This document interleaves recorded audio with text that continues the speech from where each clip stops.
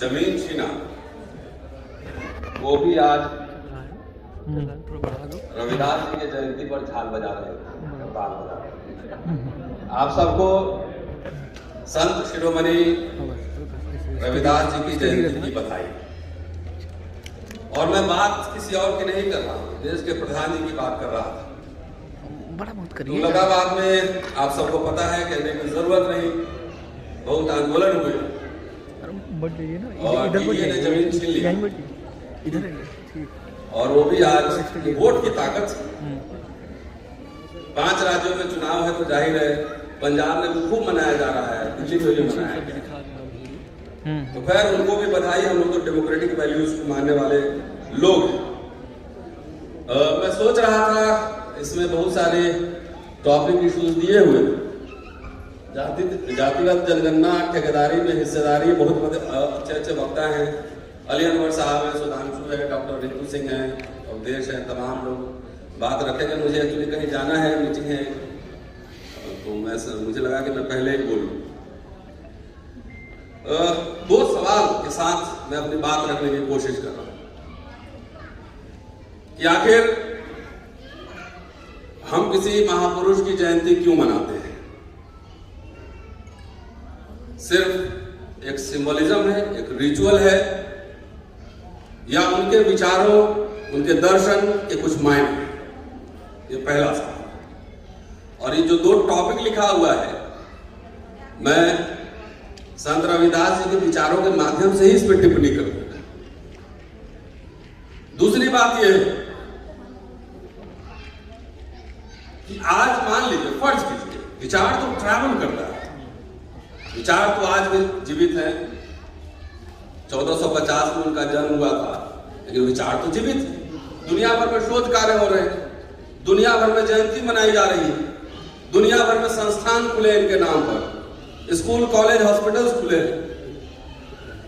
धर्मशालाएं खोली गई। लेकिन सोचिए, फर्ज कीजिए कि जिस विचार की अभिव्यक्ति संत रविदास उस जमाने में कर रहे थे, मैथ के साथ ही जोड़ के बता दें कितने 100 साल पहले। मैं इतिहास का छात्र हूं, गणित बहुत खराब है। इतने 100 वर्ष पहले संत रविदास जो बात बोल रहे थे, अगर आज वो बोलते होते तो आज कहां होते, ये सोचिएगा। मुझे लगता है उनके भी देशद्रोह और राष्ट्रद्रोह का मुकदमा लगा के उनको जेल में ठेल दिया गया। और मैं बनारस की बात कर रहा हूं, वहां तो और खतरनाक। बनारस 80 घाट पे है, तो वही बात वो बोल रहे थे आज बोलते तो पता नहीं कितने लोगों के भावनाओं की को ठेस लग जाती। यहाँ तो देश में हालत यह है कि आजकल अगर उल्लू पे भी कुछ बोल दीजिएगा तो बोले यार मेरी भावना को ठेस लग गई। ये भी किसी के वाहन है। कुत्ता में भी कुछ बोल दीजिएगा, आपको काट भले, लेकिन कुछ बोल दीजिएगा तो बोले ये तो भैरव जी की सवारी है, भावना आहत है। तो सब चीज में भावना आहत होती है, खाली इंसान जो है मुक्त है। चाहे वो मॉब लिंचिंग कर ले, चाहे वो बारात में जिस तरह से हो रहा है, आज मैंने पढ़ा, पता नहीं सही है या गलत है, वो बात मैं उसकी सत्यता को मैं प्रमाणित नहीं करता, लेकिन सोशल मीडिया पे देखा है कि राजस्थान में एक IPS ऑफिसर है, उनको अपनी शादी में पुलिस का प्रोटेक्शन लेना पड़ा। सही है नहीं है मैं नहीं जानता, लेकिन मैंने देखा है। तो ये हाल है। 700 साढ़े 700 साल पहले जो संत रविदास कह रहे थे, आज कहते तो शायद वो जेल में, और हम लोग जंतर मंतर पर धरना प्रदर्शन कर रहे होते। चलिए, बहरहाल बात कहने के लिए बहुत कुछ है, लेकिन कुछ मैंने पढ़ा है, मैंने सोचा उसी से कुछ बातें अपनी साझा कर दूं।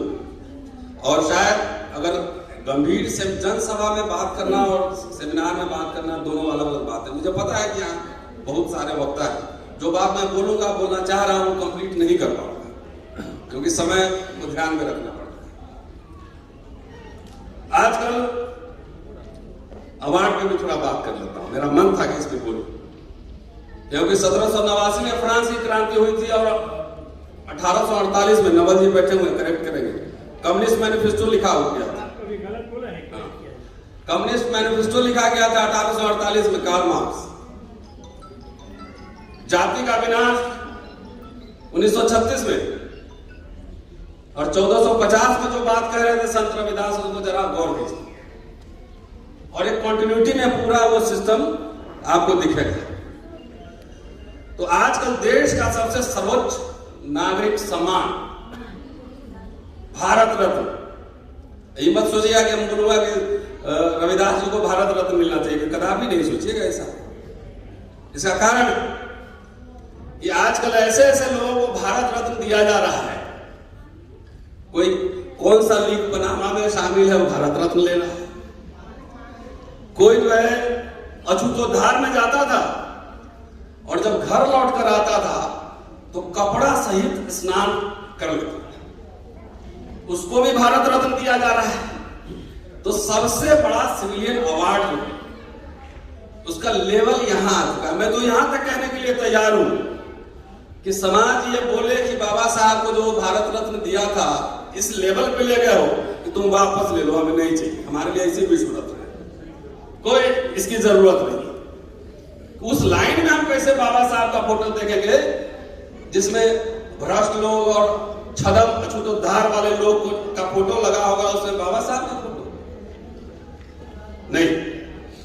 तो ये समझिए ऐसी ही नहीं है, अनायास नहीं है, ये साजिश है कि उसका लेवल इतना नीचे कर दो कि आपके जितने महापुरुष है उसमें फिट ही नहीं। तो मैं कह रहा हूं कि अगर जो जिस दर्शन की मैंने बात की, मैं अभी राजस्थान कई तरह का भी पॉलिटिक्स चल रहा है अपने बहुजन महापुरुषों को लेकर, और ये हम सबको समझना है। मैं अभी छत्तीसगढ़ में था, तो छत्तीसगढ़ में वहां पे एक गुरु घासीदास की जयंती का अलग मामला चल रहा है और उनके अंबेडकर साहब अलग। इस तरह से बनाया जा रहा है माहौल कि दोनों आमने सामने खड़े, दोनों आमने सामने किया जा रहा है। और कौन स्पॉन्सर कर रहा है, मैं 2 दिन रहा, मुझे पता था कौन स्पॉन्सर कर रहा है। भाई गुरु घासीदास, संत रविदास तमाम उसी परंपरा के हैं, अंबेडकर उन्हीं के परंपरा के। तो जो लोग खड़ा कर रहे हैं उसके पीछे एक ताकत काम कर, उनको पता ही नहीं उस जो पैरल खड़ा कर रहे हैं कि अंबेडकर साहब थे जो इतिहास में से पन्ने ढूंढ के लाए थे कि यहाँ एक गुरु घासीदास भी हुए थे और रायपुर में भी गए थे। उसी तरीके से अभी एक और मुहिम चल रही है कि संत रविदास अलग है और अंबेडकर साहब अलग, एक मुहिम चल रही है। कुछ दिन में आपको पता लगेगा कि जगदेव बाबू अलग है और अंबेडकर साहब के विरोध में खड़ा किया जाए, ललन सिंह यादव को अलग खड़ा किया। और ये बात मैं इसी हवा में नहीं कह रहा, आप पता कीजिए, आपको पता लग जाएगा। इसका कारण यह है कि हम लोगों ने शोध और चिंतन, मौलिक शोध, पब्लिकेशन और चिंतन पर ध्यान नहीं दिया है। भाई 1450 में जो आदमी बात कहेगा, कबीर जो बात कहेंगे, जो फूले कहेंगे, जो अंबेडकर कहेंगे, जो हम कहेंगे, उस सब में समय काल संदर्भ का अंतर तो होगा। उनके जमाने में व्हाट्सएप थोड़ा ही था, आजकल तो व्हाट्सएप पे पूरा यूनिवर्सिटी चल रहा है। और समाज का जब विस्तार होता है तो विचारों का भी विस्तार होता है। तो ये पैरेलल खड़ा करने की कोशिश की जा रही है। इसलिए इस अवसर को मैं समझने के लिए मैंने कोशिश की है कि उनमें सिमिलरिटीज क्या क्या है। शायद जो लोग ऐसी बात करते हैं उन्हें ये पता नहीं होगा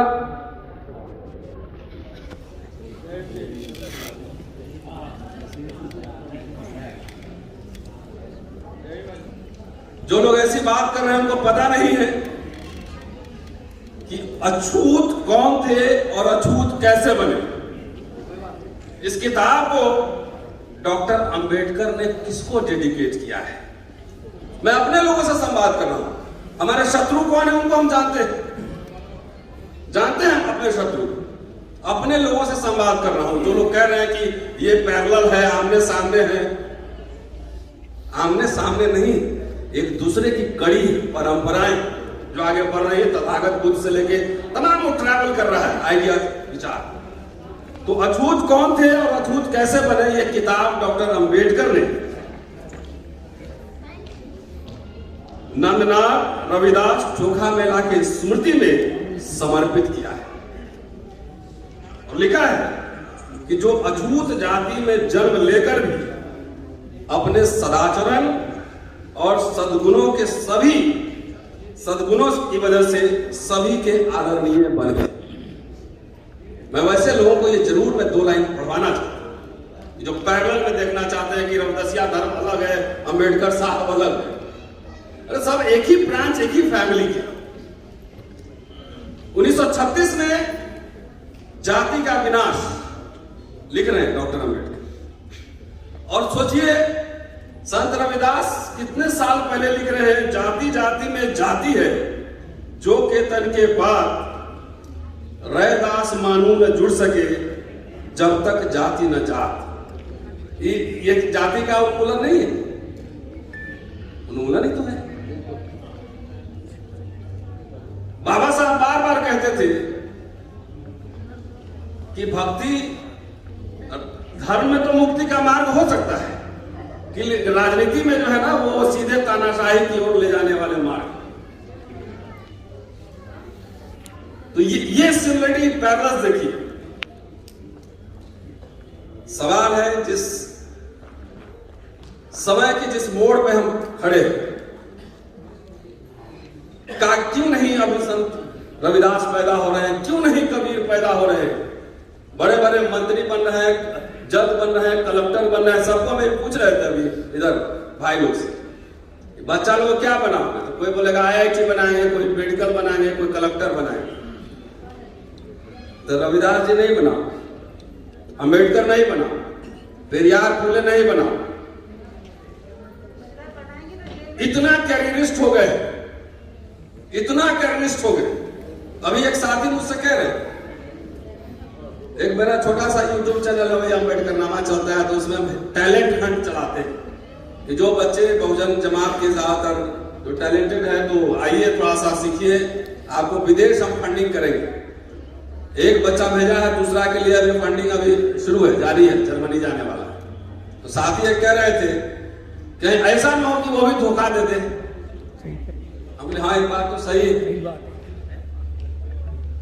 अब बेटा होगा कि बेटी होगी या बच्चा होगा ही कि नहीं होगा, इसकी वजह से शादी ना करें, ये कोई बात नहीं बनी। समुद्र में छलांग मारेंगे, उसमें मोती मिला कि नहीं मिला, मिले पहले हम इंश्योर कर लेंगे तब छलांग मारेंगे, तो जिंदगी में आपको कुछ नहीं मिलेगा।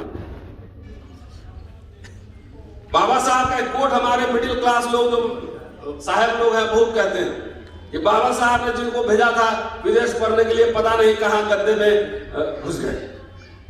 हमने अच्छी बात है, तो बाबा साहब अपना जमीन बेच के भेजे थे? नहीं भेजे थे, सरकारी स्कॉलरशिप से भेजे थे। आप तो सरकार से, आपने उनके बाबा साहब की मेहनत की वजह से आप कलेक्टर बने, SP बने, सब बने। आपने क्या किया ये बताइए? तो नहीं, कहीं धोखा दे देगा इसलिए हम किसी को भेजने के लिए। ये आंसर है। 70 साल में आपने कितने economist, historian, political scientist, economist, CA पैदा किए? प्रदीप जी इधर ही है, दिखे तो हाँ, बोले अभी कि अगर CA नहीं बनाइएगा तो खीरा चोरी के आरोप में जेल चले जाइएगा। लालू जी, नवल जी हैं, जानते हैं, रिपोर्ट हम पढ़े, FIR खुद ही किया, खुद ही जेल चले। ये इसी को हम बोलते हैं जन्म लीला, जिसके बारे में संत रविदास बार बार कह रहे थे। तो CA नहीं बनाएंगे तो खीरा चोरी के आरोप में जेल चला जाएंगे, तो बोलेगा लालू ज्यादा मुर्दाबाद। अब पोस्ट हमारे विजय वर्मा दोस्त सुबह लिखे थे यार, माननीय विजय माल्या सर जिंदाबाद। समझ रहे, ये लीला समझिए। अभी 2300 करोड़ लेके भाग गया, 23,000 करोड़। हमारे लोग 20-10 हजार में पकड़ा जाते हैं। वो पैसा भी लेना नहीं है, क्या सिखाइए, ट्रेनिंग दीजिए थोड़ा सा। तो कहने का समय हो रहा। तो अभी 1 घंटे का मेरा लेक्चर होता है और अभी मैं अपने मूल बातें पे नहीं आता, लेकिन समय खत्म हो गया है।